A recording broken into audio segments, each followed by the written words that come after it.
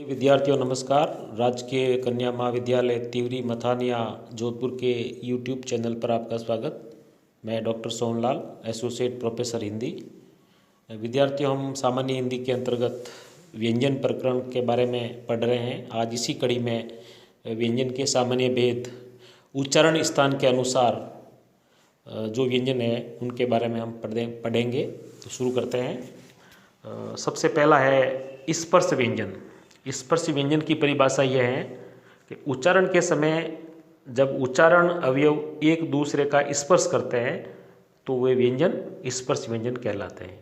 हिंदी में क वर्ग के चारों वर्ण, ट वर्ग के चारों वर्ण और त वर्ग के चारों वर्ण और प वर्ग के चारों वर्ण, तो इस प्रकार कुल 16 वर्ण है वो स्पर्श व्यंजन है। जैसे क वर्ग में क, ख, ग, घ और ट वर्ग में ट, ठ, ड, ढ और त वर्ग में त, थ, द, ध, प वर्ग में प, फ, ब, भ। दूसरा जो भेद है वो है स्पर्श संघर्षी।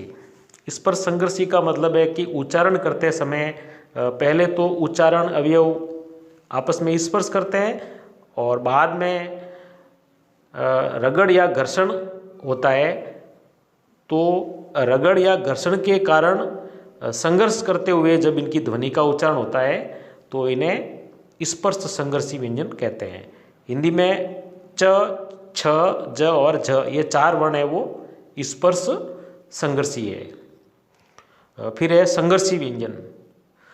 संघर्षी व्यंजनों में उच्चारण के समय उच्चारण अवयवों के बीच से हवा बिना स्पर्श के संघर्ष या घर्षण करती हुई बाहर निकलती है, तो इन्हें संघर्षी व्यंजन कहते हैं।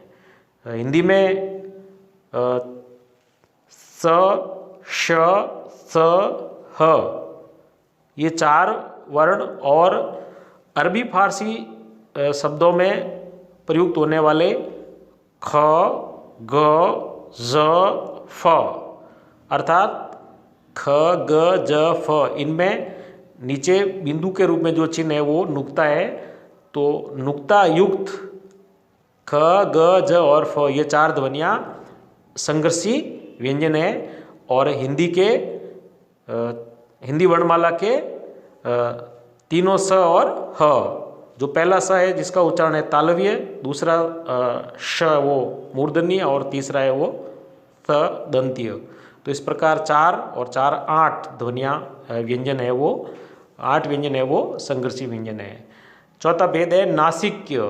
नासिक्य का अर्थ होता है नाक, यानी जिनका उच्चारण नाक से करते हैं। उच्चारण के समय हवा केवल नाक से निकलती है, इसलिए इन्हें नासिक्य व्यंजन कहते हैं। सभी 5 वर्ग क, च, ट, त और प, इन्हीं 5 वर्ण का जो अंतिम वर्ण है व्यंजन है वो सभी का वो नासिक्य होता है। क वर्ग में च वर्ग में ञ, ट वर्ग में ण, त वर्ग में न और प वर्ग में म। तो ये 5 व्यंजन है वो नासिक्य व्यंजन है। फिर 5वां है पार्श्विक व्यंजन। उच्चारण के समय उच्चारण अवयव जब एक दूसरे से मिलकर वायु को थोड़ा रोक देते हैं, परंतु वायु पार्श्व का अर्थ होता है अगल बगल, तो वायु पार्श्व से निकल जाती है, ऐसी ध्वनि है वो पार्श्विक ध्वनि या पार्श्विक व्यंजन कहलाता है। हिंदी में ल वो पार्श्विक व्यंजन है। ल का उच्चारण करते समय जीवा की नोक मसूड़े से स्पर्श करती है, तो पार्श्विक ध्वनि हिंदी में है वो ल है। उच्चारण के समय उच्चारण अवयव एक दूसरे से मिलकर वायु को थोड़ा रोक देते हैं, परंतु वायु पार्श्व से निकल जाती है, तब इसका उच्चारण होता है। और इसका उच्चारण हम जब करते हैं तो हमारी जीभ की नोक मसूड़े से स्पर्श करती है। छठा व्यंजन है वो है लुंठित। लुंठित का शाब्दिक अर्थ है लुढ़कना। र की ध्वनि लुंठित है। जीवा का आगे का भाग जब मसूड़ों से टकराता है तब जिस ध्वनि का उच्चारण होता है उसे लुंठित ध्वनि कहते हैं। हिंदी में है वो र व्यंजन है वो लुंठित व्यंजन है। फिर है 7वां उत्सिप्त व्यंजन। उत्सिप्त का शाब्दिक अर्थ है ऊपर उछला हुआ।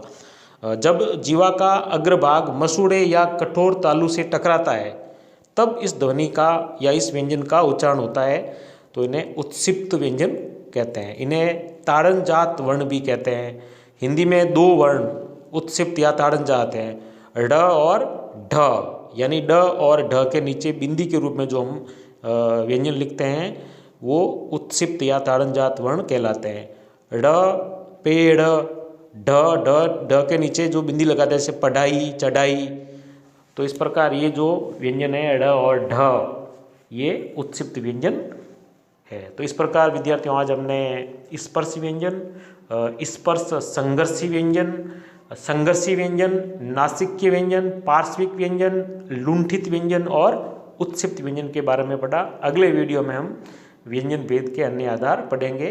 तो आप चैनल से जुड़े रहें। और विद्यार्थियों आप ध्यान रखें कि वर्तमान में जो हम सामान्य हिंदी के टॉपिक पढ़ रहे हैं वो आपके समस्त प्रतियोगी परीक्षाओं में महत्वपूर्ण विषय हैं, जैसे कि पटवारी है, रीट है, आरएएस और अन्य प्रतियोगी परीक्षाओं हैं जिसमें सामान्य हिंदी के प्रश्न पूछे जाते हैं। उसके लिए आपको ये वीडियो सरल तरीके से और कम समय में एक एक टॉपिक को समझाया गया है, तो आपको ये बहुत मदद करेंगे। तो आप चैनल से जुड़े रहें और चैनल को सब्सक्राइब भी कर लें ताकि आपको सभी वीडियो मिलते रहेंगे। धन्यवाद।